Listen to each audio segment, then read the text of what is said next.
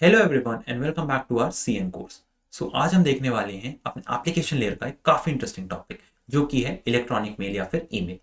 सो email तो आप सबने यूज़ करा ही होगा, बट आज हम जो देखेंगे वो है कि कैसे वो इम्प्लीमेंट होता है, कैसे वो सेंड होता है, रिसीव होता है। These all things we are going to see today. So now let's get started. So email का आर्किटेक्चर, उसके फंक्शन समझने से पहले एक बहुत ही कॉमन एग्जाम्पल लेते हैं जो हमारा लेटर का होता है। लेटर्स अब तो कोई नहीं भेजता, बट पहले लेटर सब लोग भेजा करते थे। पहले क्या होता था कि हमारे पास इंटरनेट था नहीं, तो अगर कुछ भी कन्वर्सेशन करनी होती, किसी को कुछ बताना होता था, तो हम लोग लेटर्स यूज़ करते थे। और लेटर्स कैसे भेजे जाते थे उसको हम देखेंगे, और उसके थ्रू हम लोग समझने की कोशिश करेंगे कि वो और ईमेल कैसे सिमिलर हैं। सो लेटर भेजने में क्या होता था कि हम, अगर हमें अपने किसी फ्रेंड को लेटर भेजना है, तो हम यहाँ पर होंगे, हमने लेटर लिखा, हमने लेटर लिख के उसको पोस्ट ऑफिस में दे दिया। मतलब यहाँ पे हम गए और पोस्ट ऑफिस में हमने वो लेटर दे दिया। पोस्ट ऑफिस के थ्रू, मतलब अगर कोई दूसरी सिटी में हमारा फ्रेंड, तो वो किसी दूसरी सिटी के पोस्ट ऑफिस में जाएगा।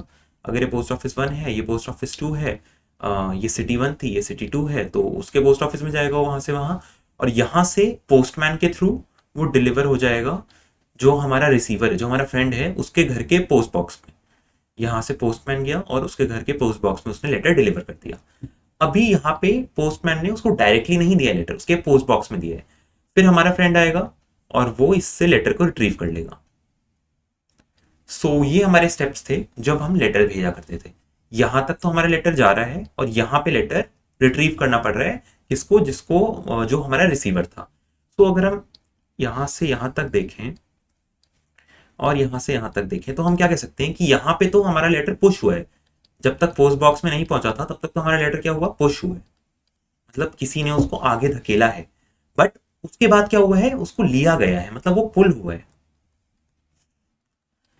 ये पुश और पुल की एनालॉजी हमारी ईमेल में भी यूज होती है। जैसे हमने इस लेटर में यूज करा है, वैसे ही वहां पे हमारे कुछ प्रोटोकॉल्स यूज होते हैं, कुछ हमारे मेल ट्रांसफर एजेंट्स होते हैं, मेल रिसीविंग एजेंट्स होते हैं। वो सब हम देखेंगे कि कैसे ये सेम पुश और पुल की एनालॉजी हम लोग अब ईमेल में भी यूज करेंगे।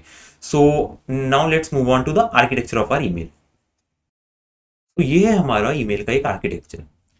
अब हमें क्या करना है कि ए बी को मेल भेजना चाहता है, तो वो कैसे भेजेगा। लेटर वाली एनालॉजी से ही हम थोड़ा बहुत इसमें समझेंगे कि कैसे पुश हो रहा है और कहाँ पे मैसेज हमारा पुल हो रहा है। यहाँ पे सबसे पहले हमें कुछ टर्म्स होती हैं जो यहाँ पे यूज हो रही है। सबसे पहले हमारा यूजर एजेंट।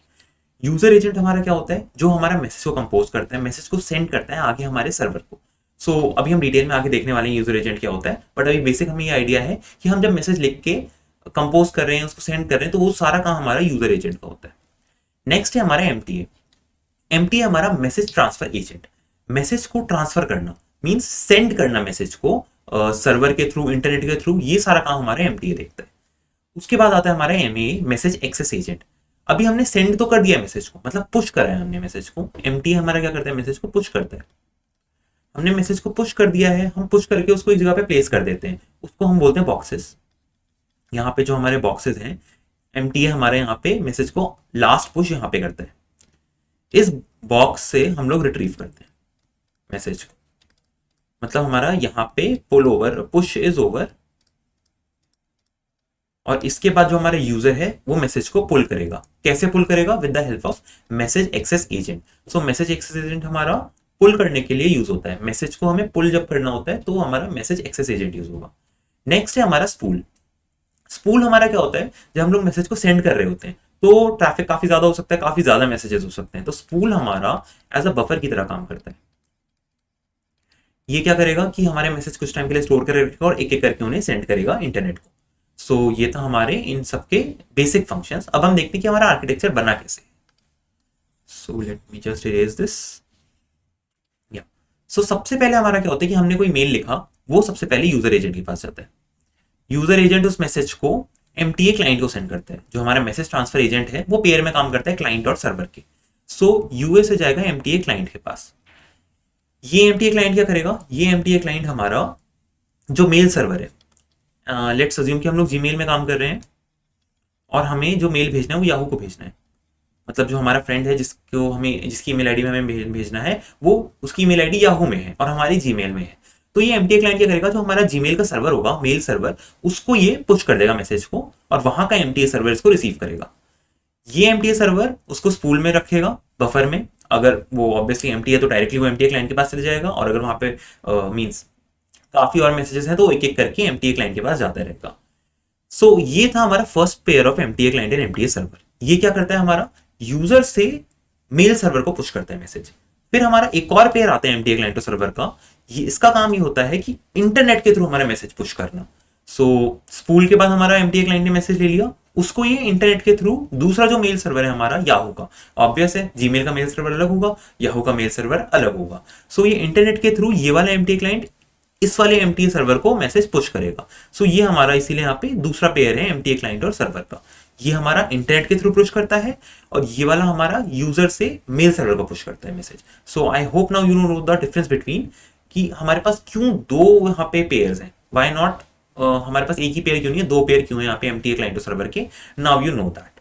सो हमारे पास ये एमटीए सर्वर में आया और ये आखिरी पुश करेगा बॉक्सेस में।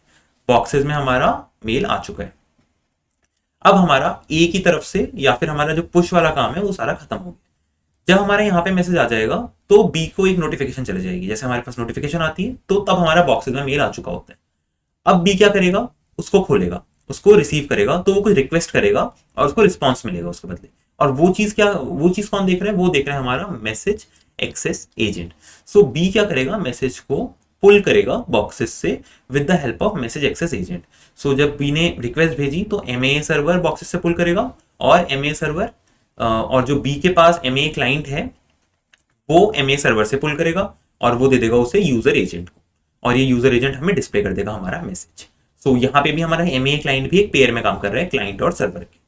सो ये था हमारा बेसिक आर्किटेक्चर ऑफ ईमेल। हमने मेनली इसमें क्या देखा कि पुश और पुल कैसे काम कर रहे हैं। हमें याद रखना है कि यहां तक तो हमारा पुश काम करता है और इसके ऊपर हमारा पुल काम कर रहा है, मतलब पुल हो रहा है मैसेज, जहां तक पुश हो रहा है। पुश का काम हमारा एमटीए देख रहा है और पुलिंग का काम हमारा एमएए देख रहा है। ये हमारा बेसिक है। एमए क्लाइंट और एमटीए सर्वर के बीच में क्या होता है, पुश होता है, क्लाइंट पुशेस द मैसेज।